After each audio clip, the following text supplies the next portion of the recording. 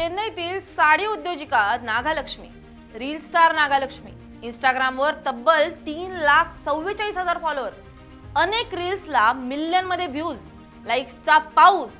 पण हे सगळं एका मर्डर आणि आत्महत्येपर्यंत येऊन पोहोचेल असं कोणालाही वाटलं नव्हतं. मंडळी म्हणतात की नवरा बायकोचं नातं अत्यंत नाजूक असतं.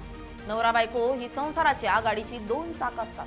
मात्र हे नातं चालतं आणि त्या नात्याला जोडून ठेवतं तो म्हणजे एकमेकांवरील विश्वासाचा कणा. हा विश्वासाचा कणा जर तुटला तर ही चाकं वेगळी होतात आणि संसाराची गाडी कोलमडून पडते. असंच काहीसं दुर्दैव नागालक्ष्मीच्या नशिबी आलंय, कारण तिच्या नवऱ्यानेच तिचा मर्डर केला आणि संपूर्ण देश हादरून गेला. तिचा नवरा फक्त मर्डर करून थांबला नाही, तर त्यानंही आत्महत्या केली आणि सगळं क्षणात संपलं. हसता खेळता संसार जागेवर उद्ध्वस्त झाला. पण सगळं चांगलं सुरू असताना दोघांमध्ये नेमकं असं काय घडलं की गोष्ट मर्डर पर्यंत पोहोचली आणि नवऱ्यानंही आत्महत्या का केली? या हॉरर कहाणीचा नेमका प्लॉट कुठे विस्कटला याचाच आढावा आपण या व्हिडिओत घेणार आहोत. नमस्कार, मी स्नेहल चौधरी, आपण पाहत आहात LS मराठी. चेन्नईतून एक अत्यंत धक्कादायक घटना समोर आली आहे. नंगनल्लूर येथील रहिवासी आणि श्री साई सिल्क या लोकप्रिय साडी ब्रँडचा चेहरा असलेला 41 वर्षीय उद्योजिका नागालक्ष्मी यांची त्यांच्याच राहत्या घरी पती सुब्रमण्यम याने हत्या केल्याचा आरोप आहे. या गुन्ह्यानंतर आरोपी सुब्रमण्यम याने आत्महत्या केली. या घटनेमुळे त्यांची 2 मुलं पोरकी झाली असून त्यांचं कुटुंब पूर्णपणे उद्ध्वस्त झालंय.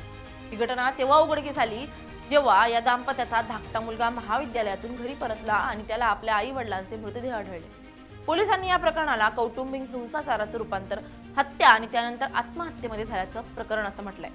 1 मिनिट साडी ट्रेंड मागील उद्योजिका नागालक्ष्मी यांनी इंस्टाग्रामवर आपली एक भक्कम ओळख निर्माण केली होती. तिथे त्या आपल्या नाविन्यपूर्ण 1 मिनिट साडी संकल्पनेचा प्रचार करत असत. त्या संकल्पनेमुळे महिलांना साडी नेसण्याचा पारंपरिक पद्धतीचा अवलंब न करता अत्यंत सहजपणे साडी नेसणं शक्य झालं होतं. श्री साई सिल्क या आपल्या ब्रँडच्या माध्यमातून त्यांनी आधीच निरा पाडलेल्या लेपल आणि झिप असलेल्या साड्यांची विक्री केली, ज्यामुळे शहरी ग्राहकांमध्ये त्या खूप लोकप्रिय झाल्या होत्या. त्या अनेकदा टीव्ही आणि फिल्म क्षेत्रातील व्यक्तींसोबत कोलॅबोरेशन सुद्धा केलेलं. ऑनलाईन जाहिराती, साडी नेसण्याचे वर्ग आणि इन्फ्लुएन्सर मार्केटिंगच्या माध्यमातून त्यांचा व्यवसाय मोठ्या प्रमाणात विस्तारला होता. आपल्या स्वतःच्या उत्पादनांसाठी स्वतःचं मॉडेल म्हणून काम करण्यासाठी त्या ओळखल्या जात असत. त्यामुळे चेन्नईच्या बुटीक फॅशन विश्वात त्या अत्यंत परिचित चेहरा बनल्या होत्या. नागालक्ष्मी आणि त्यांचे पती 52 वर्षीय सुब्रमण्यम यांच्यात बऱ्याच काळापासून कौटुंबिक वाद सुरू होते. काही वर्षांपूर्वी हे दाम्पत्य विभक्त झालं होतं. त्यानंतर सुब्रमण्यम हे मदुरईला जाऊन आपल्या बहिणीकडे राहत होते असं सांगितलं जात आहे. पण त्याच्यातलं पुन्हा भेटणंच मर्डर पर्यंत पोहोचलंय. सुब्रमण्यम काही दिवसांपूर्वी चेन्नईला परतले होते.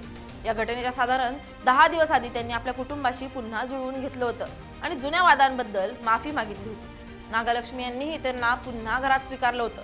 पण काही दिवसातच या दाम्पत्यामधील शाब्दिक वाद विकोपाला जाऊन त्याचं रूपांतर हाणामारीत झालं.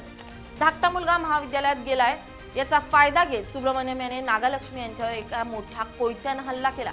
या हल्ल्यात नागालक्ष्मी यांचा जागीच मृत्यू झालाय. हा गुन्हा केल्यानंतर सुब्रमण्यम याने आपल्या मुलाला एक मेसेज पाठवला. त्यात लिहिलं होतं की आई आणि मी आता आम्ही दोघंही तुमच्यासाठी या जगात उरणार नाही. मेसेजमुळे घाबरलेला धाकटा मुलगा धावत घरी आला तेव्हा त्याला ते दुःखद दृश्य दिसलं. पोलिसांना तात्काळ कळवण्यात आलं आणि मृतदेह शवविच्छेदनासाठी ताब्यात घेण्यात आले आणि गुन्हा दाखल करण्यात आला. नागालक्ष्मीच्या मृत्यूनं केवळ तिचे फॉलोअर्स आणि ग्राहक यांनाच धक्का बसला नाहीये, तर कौटुंबिक हिंसाचार, व्यसन आणि मानसिक आरोग्यावरील ताण यांसारख्या विषयांवर एक व्यापक चर्चा सुरू झाली आहे. जे विषय एखादी विपरीत घटना घडेपर्यंत अनेकदा दुर्लक्षित राहतात. एका संघर्षशील गृहिणीपासून यशस्वी उद्योजिका बनण्यापर्यंतचा तिचा प्रवास तिच्या दुःखद अंतापर्यंत पोहोचलाय. 2 मुलं पोरकी झाली आहेत. नात्यातला वाद सर्व काही संपून गेलाय. Bureau report LS Marathi.